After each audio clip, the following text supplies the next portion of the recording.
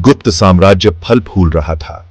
यह एक ऐसा समय था जब कला, विज्ञान और संस्कृति अपने चरम पर थे। जमीन पर एक सुनहरा युग खिल रहा था। हर कोने में समृद्धि और खुशहाली का माहौल था। कहीं भी यह सूर्यपुरा के भव्य शहर से ज्यादा स्पष्ट नहीं था। यह शहर अपनी भव्यता और समृद्धि के लिए प्रसिद्ध था। इसका नाम था सूर्य का शहर। यह नाम इसके सुनहरे रंग और चमकदार वातावरण के कारण पड़ा। शहर सचमुच अपने नाम पर खरा उतरता था। हर गली और बाजार में सुनहरी रोशनी बिखरी रहती थी। सूर्यपुरा गुप्त सम्राटों की महिमा में डूबा हुआ था।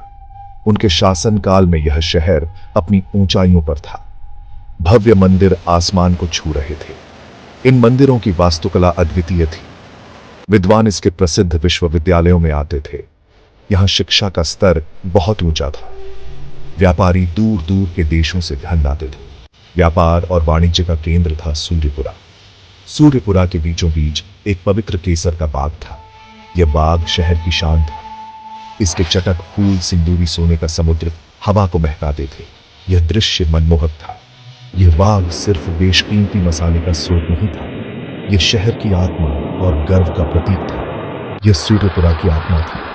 यहाँ की हर चीज इस बाग से जुड़ी हुई थी। लोगों का मानना था कि इस बाग में देवताओं का आशीर्वाद है। यह बाग इनके लिए पवित्र था। समृद्धि का त्योहार एक वार्षिक आयोजन था। यह त्योहार पूरे शहर में धूमधाम से मनाया जाता था। यह खुशी के उत्सव का समय था। लोग अपने परिवार और दोस्तों के साथ मिलकर इसे मनाते थे। लोगों ने जमीन की उर्वरता के लिए धन्यवाद दिया। यह त्योहार इनके लिए बहुत महत्वपूर्ण था। बाग के भीतर मंदिर में प्रसाद चढ़ाए जाते थे। यह एक पवित्र अनुष्ठान थी। मुख्य आकर्षण हमेशा आधी रात की रस्म होता था। यह रस्म बहुत ही खास और महत्वपूर्ण थी। राजा खुद बाग में प्रवेश करते थे। यह एक बहुत ही भव्य दृश्य होता था। यह निरंतर समृद्धि के लिए प्रार्थना करते थे। उनकी प्रार्थना में पूरे शहर की भावना शामिल होती थी। इस साल शहर के कपड़े जैसा कहीं नहीं सजाया गया था। हर जगह रंग बिरंग सजाया। हवा उम्मीद से गूंज रही थी। लोग आने वाले समय का उत्सव एक घर के दूसरे घर में रहे थे। एक अद्भुत खतरे में रही थी। एक भावना एक साल करने वाला था। एक साल शहर को खुशियां पाने देने वाला था। एक ऐसा समय जो हमेशा के लिए उसकी किस्मत बदल देगा।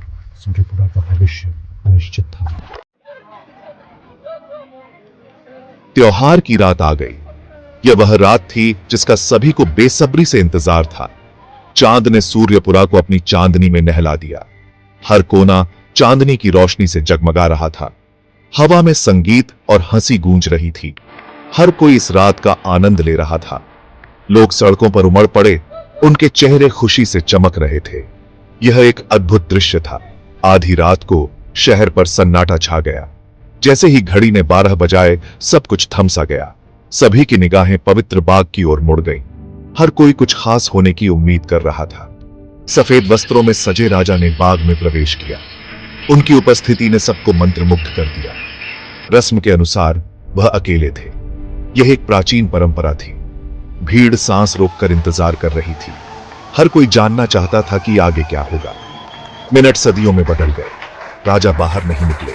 समय जैसे थम सा गया था। भीड़ में फुसफुसाहट शुरू हो गई। हर कोई चिंतित था। बेचैनी डर में बदल गई। लोग भयभीत हो गए। भोर हुई। आसमान को सोने और लाल रंग से रंग दिया। एक नई सुबह का आगमन हुआ।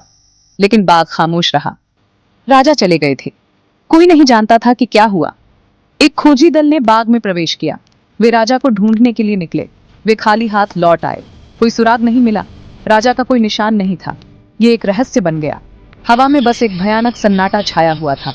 सब कुछ अजीब और डरावना लग रहा था। कुछ ही घंटे पहले तक जो शहर जश्न मना रहा था, वह अब दहशत में डूबा हुआ था। हर कोई सदमे में था। उनके राजा को क्या हुआ था, यह सवाल सबके मन में था। सूर्यपुरा पर दहशत छा गई। गांव के लोग भयभीत और असहाय महसूस कर रहे थे। राजा का गायब होना अकथनीय था। कोई नहीं जानता था कि वह कहां गया। बाग, जो कभी शांति और पूजा का स्थान था, अब एक बेचैन करने वाली आभा बिखेर रहा था। वहां की हवा में एक अजीब सी बेचैनी थी। केसर के फूल, जो कभी जीवंत थे, अब मुरझा गए थे। उनकी पंखुड़ियां सूख कर गिर रही थी। उनकी खुशबू, जो कभी मदहोश करने वाली थी, अब हल्की, लगभग बीमार सी थी। यह गंध अब लोगों को परेशान कर रही थी। हवा खुद भारी महसूस हो रही थी, एक अनदेखी दहशत से लदी हुई थी। हर कदम पर डर का साया था। विद्वानों, पुजारियों और जादूगरों को बुलाया गया। वे सभी मिलकर इस रहस्य को सुलझाने की कोशिश कर रहे थे। उन्हें रहस्य सुलझाने का काम सौंपा गया था। उन्होंने अपने ज्ञान और अनुभव का उपयोग किया। उन्होंने बाग की जांच की, हर कोने को ध्यान से देखा। उन्होंने प्राचीन ग्रंथों का अध्ययन किया, पुराने दस्तावेजों में सुराग ढूंढने की कोशिश की। उन्होंने ज्योतिषियों से सलाह ली, सितारों की चाल को समझने की कोशिश की। उनके प्रयास निष्फल साबित हुए। बाग हठपूर्वक चुप रहा, कोई सुराग नहीं मिला। यह रहस्य और गहरा हो गया। दिन हफ्तों में बदल गए, समय बीतता गया, लेकिन कोई समाधान नहीं मिला। हर पल गुजरने के साथ राजा को खोजने की उम्मीद कम होती गई। लोग निराश हो गए। लोगों पर एक भयानक निष्कर्ष आने लगा। वे सोचने लगे कि शायद राजा कभी वापस नहीं आएगा। बाग, जिसे कभी पवित्र माना जाता था, शापित था। यह अब एक डरावनी जगह बन गई थी। इसने उनके राजा को पूरा निगल लिया था। कोई नहीं जानता था कि वह कहां गया। डर एक जहरीले सांप की तरह धीरे धीरे फैल रहा था।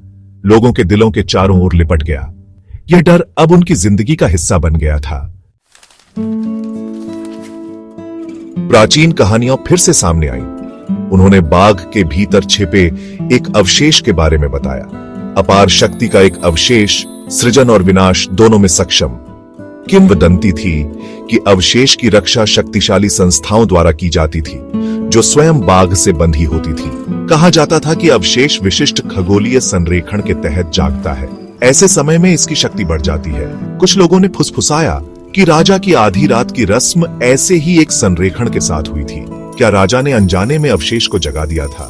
कहानियां, जिन्हें केवल लोक कथाओं के रूप में खारिज कर दिया गया था, अब एक भयानक भार रखती थी। राजा के लापता होने से इन प्राचीन कहानियों पर विश्वास हो गया। शहर, जो कभी ज्ञान और तर्क का प्रकाश स्तंभ था, अब अज्ञात की शक्ति के सामने कांप रहा था। डर में सबसे तर्कसंगत दिमागों को भी असंभव पर विचार करने की क्षमता होती है। डर एक शक्तिशाली प्रेरक है।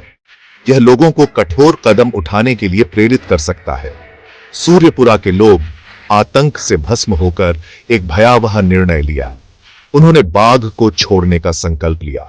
कुछ ने इसका विरोध किया। उन्होंने तर्क, विश्वास की याचना की। उनकी दलीलें बहरे कानों पर पड़ गईं। डर बहुत गहराई तक समा गया था। फैसला हो चुका था, बाघ को सील कर दिया जाएगा। शक्तिशाली ताबीज लिखे गए थे। उन्हें बाघ की सीमाओं पर रखा गया था। बाघ, जो कभी जीवन और समृद्धि का स्रोत था, अब एक निषिद्ध क्षेत्र था। सूर्यपुरा में जीवन चलता रहा, लेकिन शहर उस भयावह रात के निशान लिए हुए था। समृद्धि का त्योहार अब और नहीं रहा। कभी जीवंत रहने वाला शहर अब हमेशा के लिए डर के साए में डूबा हुआ था। सदियां बीत गई। गुप्त साम्राज्य का पतन हो गया, समय की रेत में खो गया। सूर्यपुरा, जो कभी एक चमकता हुआ रत्न था, खंडहर में बदल गया। जंगल ने उसे वापस ले लिया। फिर भी शापित केसर के बाग की कहानी बनी रही। पीढ़ी दर पीढ़ी चली आ रही है, टिमटिमाती आग के चारों ओर फुसफुसाती है। प्राचीन खंडहरों के पास रहने वाले ग्रामीण कहानियां जानते थे। उन्होंने अपने बच्चों को बाग से दूर रहने की चेतावनी दी।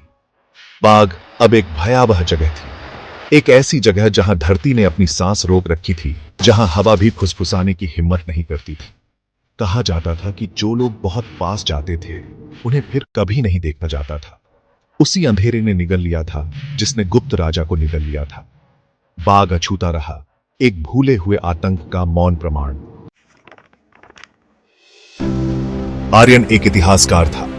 वह भूली हुई कहानियों, अतीत की फुसफुसाहट की ओर आकर्षित था। उसने इतिहास के टुकड़ों को जोड़कर पूरे देश की यात्रा की थी। उसे सूर्यपुरा के बारे में बताने वाले प्राचीन ग्रंथ मिले। उन्होंने शापित केसर के बाग का उल्लेख किया। कहानी ने उसकी रुचि को और बढ़ा दिया। मैं डरा हुआ नहीं, बल्कि उत्सुक था। मैंने एक ऐतिहासिक पहेली को सुलझाने का अवसर देखा। वह सूर्यपुरा के खंडहरों के पास गांव पहुंचा। ग्रामीण बाहरी व्यक्ति से सावधान थे। उन्होंने उसे बाघ के बारे में चेतावनी दी, उसे अकेला छोड़ देने का आग्रह किया। लेकिन मैं निडर था। मैं किंवदंती के पीछे के सच को उजागर करने के लिए दृढ़ संकल्पित था। मुझे पता था कि मुझे मदद की जरूरत है, किसी ऐसे व्यक्ति की जो प्राचीन तरीकों को अच्छी तरह समझता हो। साधु आनंद एक साधु थे। वह एकांत गुफा में ध्यान करते हुए एक साधारण जीवन जीता था। कहा जाता था कि उसके पास एक दुर्लभ उपहार था। वह अतीत को देख सकता था, बहुत पहले हुई घटनाओं की झलक। आर्यन ने साधु की तलाश की, उम्मीद में कि आनंद बाग के रहस्य पर प्रकाश डाल सकते हैं।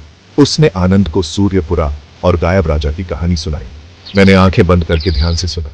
जब आर्यन ने अपनी बात समाप्त की तो आनंद ने धीमी आवाज में कहा, मैंने एक दृष्टि देखी है। मैंने राजा को बाग में नहीं बल्कि उसके नीचे एक छिपे हुए कक्ष में देखा। राजा समृद्धि का नहीं बल्कि जागरण का अनुष्ठान कर रहा था। मुझे विश्वास है कि राजा को ले जाया नहीं गया था, वह स्वेच्छा से गया था।